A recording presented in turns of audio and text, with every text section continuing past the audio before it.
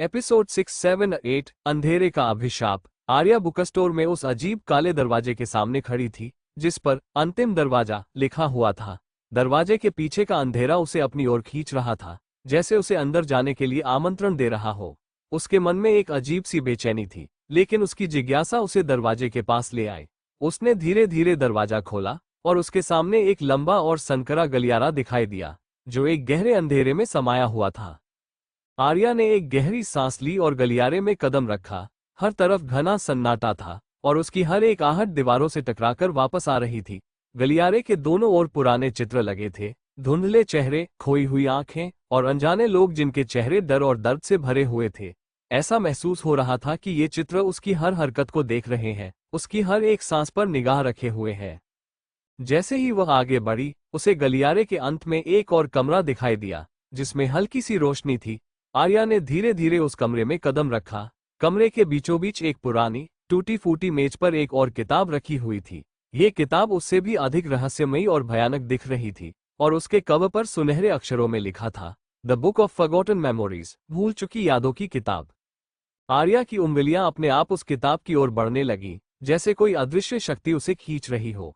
उसने कांपते हुए किताब खोली और पहले पन्ने पर एक अजीब भाषा में कुछ लिखा हुआ था। उसने पढ़ने की कोशिश की और तभी उसे अपने ही बचपन की धुंधली झलकियां दिखाई देने लगी। कमरे का माहौल बदलने लगा और उसे अपना ही अतीत सामने आता दिखाई दिया। वो छुपे हुए राज, खोई हुई यादें और वो डरावनी घटनाएं जिन्हें उसने कभी भूलने की कोशिश की थी। उसकी सांसें तेज होने लगीं जब उसे एहसास हुआ कि किताब सिर्फ उसकी यादों को नहीं दिखा रही थी, बल्कि उसकी भावनाओं को फिर से जीवंत कर रही थी। उसे अपने हर गहरे डर का सामना करना पड़ रहा था, मानो उसकी आत्मा पर यह किताब धीरे धीरे कब्जा जमा रही हो। आर्या के हाथ कांप रहे थे और उसने किताब को बंद करने की कोशिश की, परंतु उसकी उंगलियां किताब पर चिपकी रह गई। आर्या की आंखों में डर के आंसू आ गए जब उसे एहसास हुआ कि किताब ने उसकी आत्मा को बंधक बना लिया है।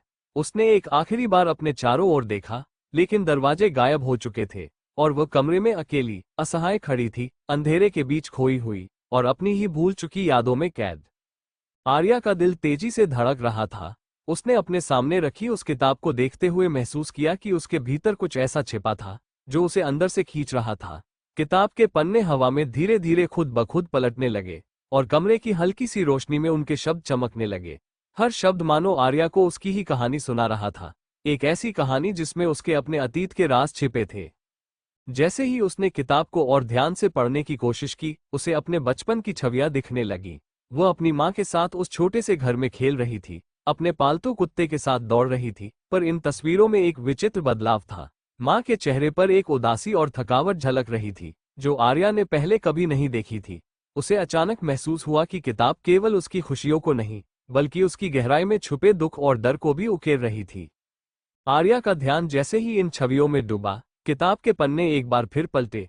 अब उसके सामने कुछ ऐसी घटनाएं थीं जिन्हें उसने कभी महसूस नहीं किया था, पर शायद गहरे में दबा दिया था।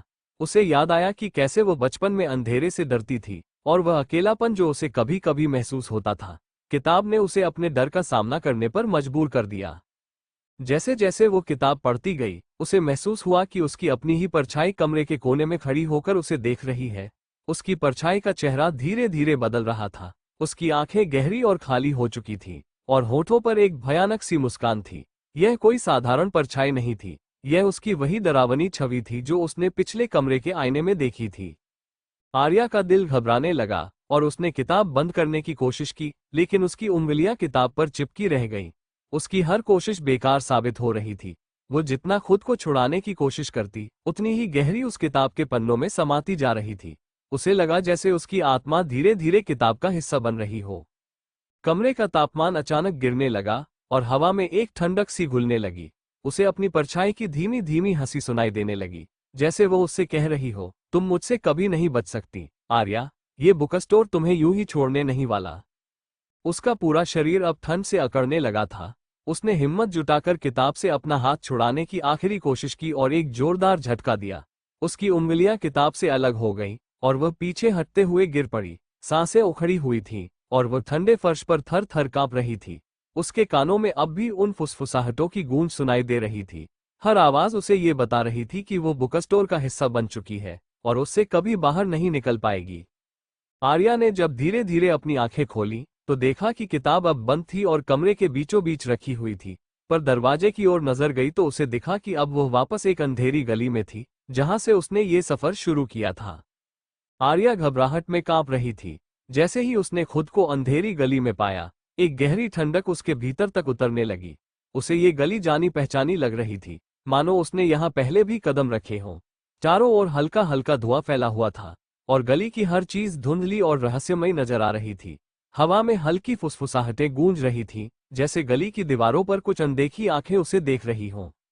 आर्या ने घबराकर चारों ओर देखा, पर वहां कोई रास्ता या कोई निशानी नहीं थी कि वह कहाँ है और क्या करे। उसने खुद को शांत करने की कोशिश की, लेकिन डर ने उसे अपनी गिरफ्त में जकड़ लिया था। उसकी सांसें उखड़ने लगी और उसके कदम धीरे धीरे आगे बढ़ने लगे। गली का हर कोना अंधेरे में खोया हुआ था और उसकी हर आहट जैसे और भी रहस्यमयी हो रही थी। जैसे ही वो कुछ और कदम आगे बढ़ी, उसे एक और पुरानी जर्जर दरवाजा दिखाई दिया। उस दरवाजे पर खून की लाल धुंधली लकीरें बनी हुई थीं और उन पर एक अजीब सी भाषा में कुछ लिखा हुआ था जिसे वह समझ नहीं पा रही थी। आर्या ने डरते हुए दरवाजे को छुआ। उसके छूते ही दरवाजा खुद ब खुद खुल गया और एक ठंडी हवा का झोंका उसके चेहरे से टकराया। दरवाजे के अंदर एक बेहद पुराना छोटा कमरा था, जिसमें एक अकेला दिया टिमटिमा रहा था। उस दिए की रोशनी में कमरे की दीवारों पर डरावने चित्र बने हुए थे, अजनबी चेहरे जिनमें दर्द, पीड़ा और क्रोध झलक रहा था। आर्या का मन और अधिक भयभीत हो गया, लेकिन उसकी नजर दीवार के एक कोने पर अटक गई, जहां एक पुरानी घड़ी लटकी हुई थी। वो घड़ी हर सेकंड के साथ तेज आवाज में टिक टिक कर रही थी, जैसे समय बहुत तेजी से गुजर रहा हो। आर्या ने उस घड़ी को देखते हुए महसूस किया कि वह उसे किसी बात का संकेत दे रही है। उसकी धड़कनें बढ़ने लगी और उसने धीरे धीरे घड़ी के पास जाना चाहा, लेकिन जैसे ही उसने कदम बढ़ाया, घड़ी ने 12 बजा दिए और कमरे की रोशनी तेज हो गई।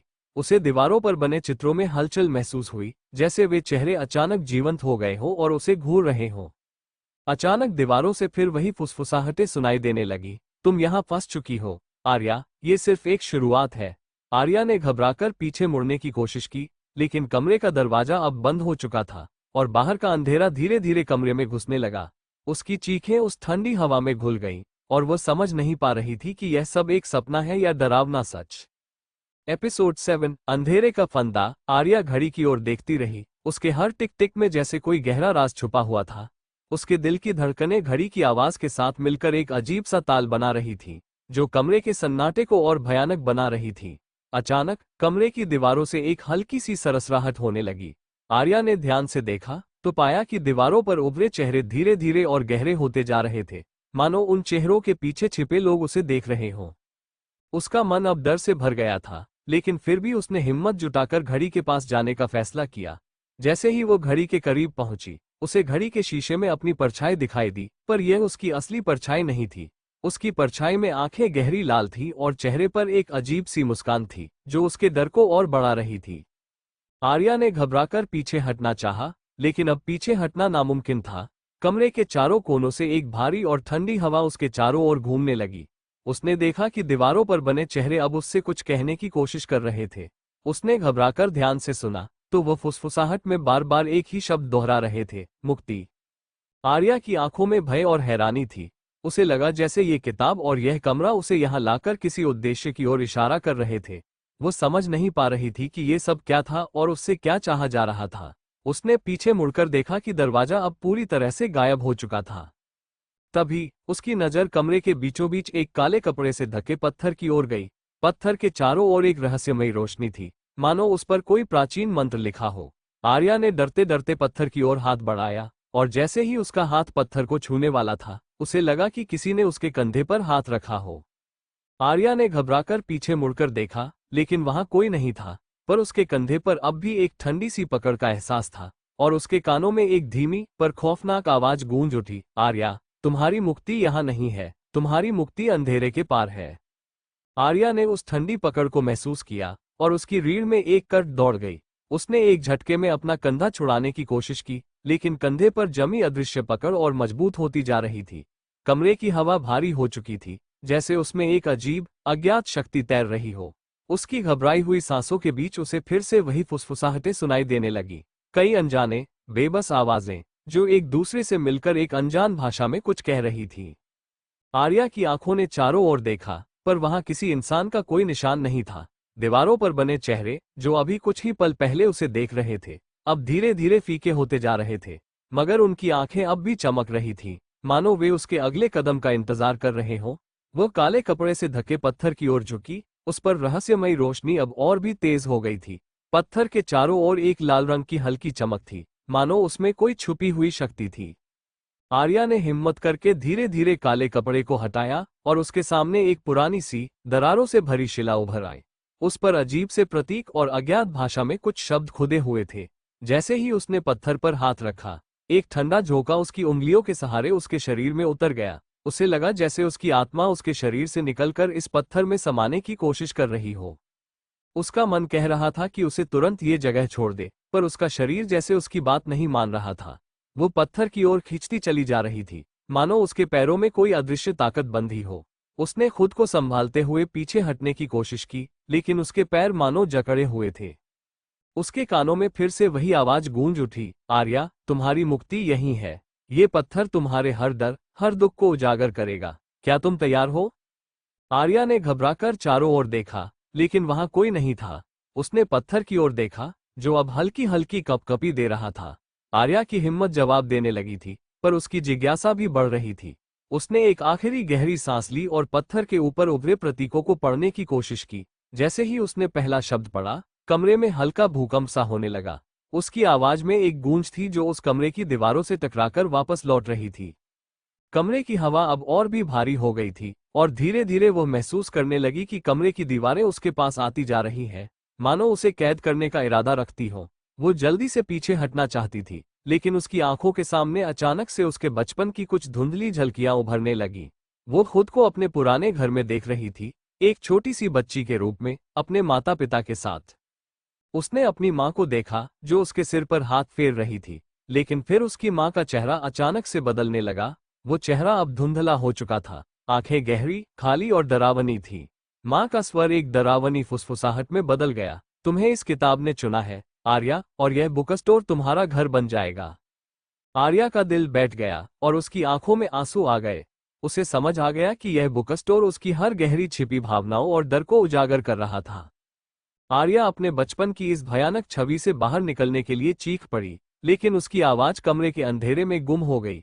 उसने खुद को वापस खींचा, पर तभी पत्थर से एक तेज चमक निकली और उसकी आंखों के सामने सब कुछ काला पड़ गया। एपिसोड 8, छलावे का आईना। आर्या की आंखों के सामने सब कुछ धुंधला होता चला गया। उसे ऐसा महसूस हो रहा था कि वह एक गहरी खाई में गिरती जा रही है, और अंधकार उसे अपने भीतर समेटता जा रहा है। उसके कानों में लगातार वही अजीब आवाजें गूंज रही थीं, जो धीरे धीरे तेज होती जा रही थी।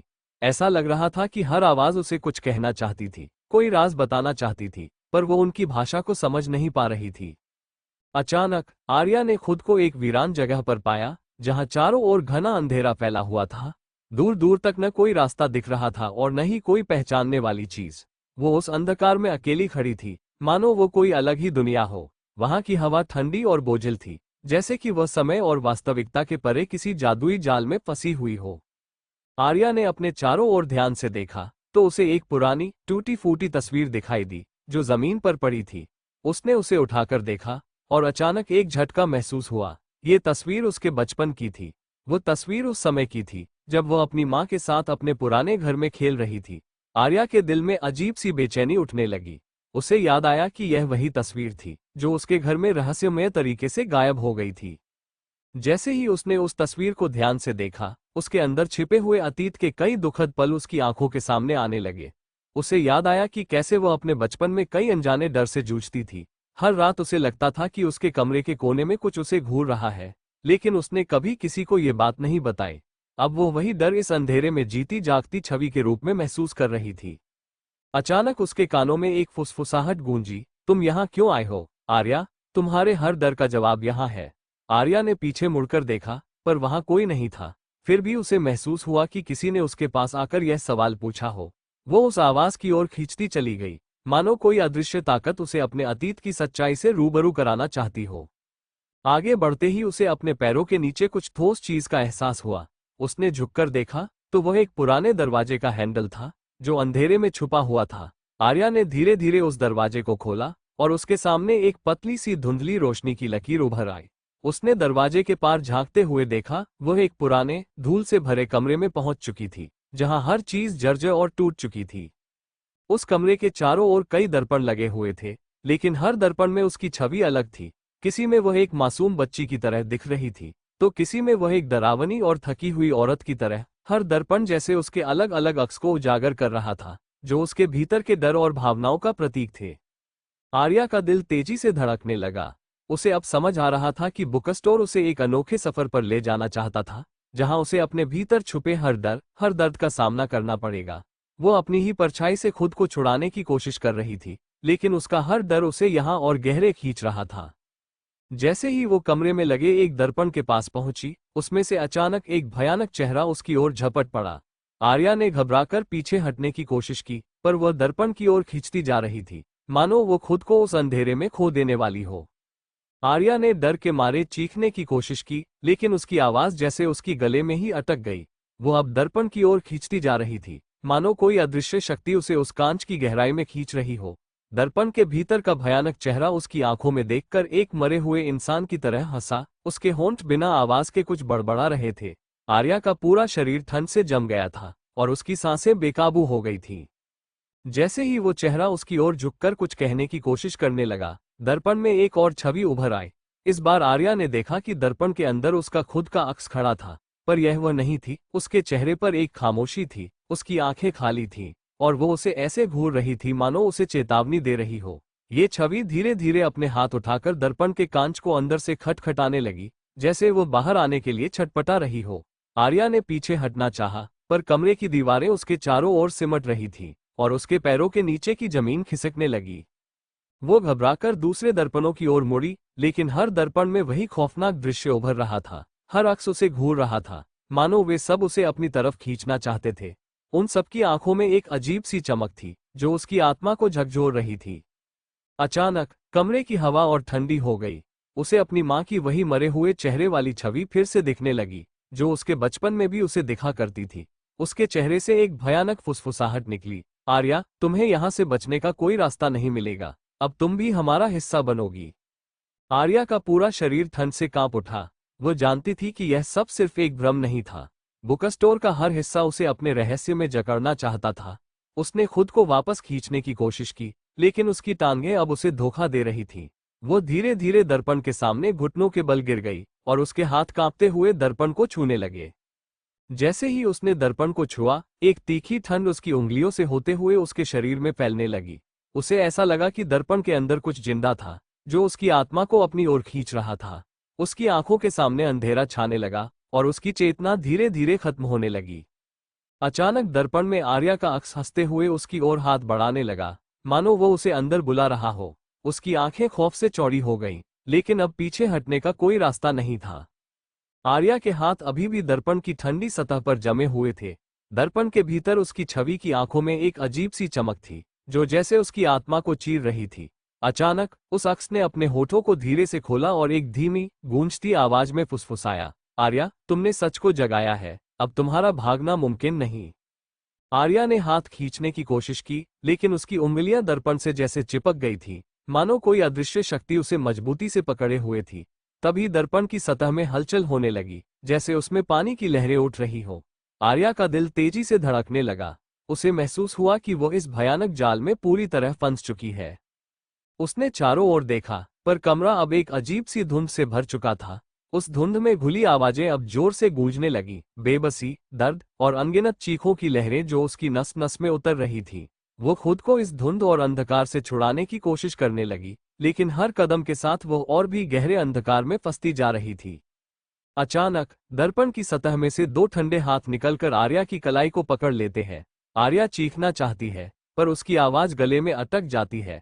वो खींचती चली जाती है, और उसके सामने उसका अक्स मुस्कुराते हुए कहता है, अब तुम मेरे हो, यहां हमेशा के लिए।